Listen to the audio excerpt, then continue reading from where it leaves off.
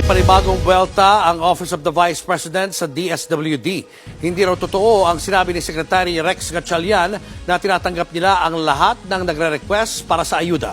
Nasa frontline ng balitang yan si Marian Enriquez.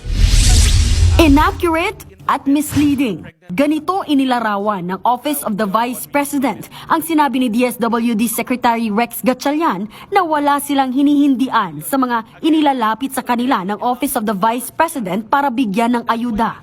Katunayan, maraming beses na raw na tinanggihan ng ahensya ang referrals ng opisina ni VP Sara Duterte. Halimbawa na raw ang paghingi nila ng tulong sa mga naapektuhan ng African Swine Fever o ASF. Wala raw silang naasahan sa DSWD dahil hindi raw kaya ng ahensya ang mass payout o maramihang pagbibigay ng ayuda. Pero nagagawa naman daw ito ng DSWD sa ibang lugar kasama pa ang ilang politiko.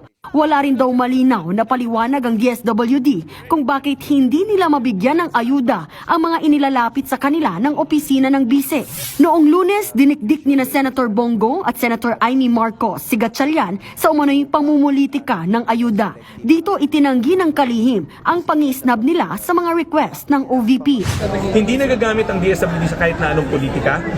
Hindi raw porket ni-refer sa kanila ng isang ahensya ay automatic na mabibigyan na agad ng ayuda. Sumasailalim daw sa verification ng mga benepisyaryo. Sa bagong pahayag ni Gatchalian, sinabi niyang mga rehistradong social worker at hindi politiko o opisyal ng DSWD ang sumusuri sa listahan ng aayudahan. Nakipag-ugnayan na rin daw ang DSWD sa OVP para linawin ang issue. Nagbabalita mula sa Frontline, Marian Enriquez, News 5.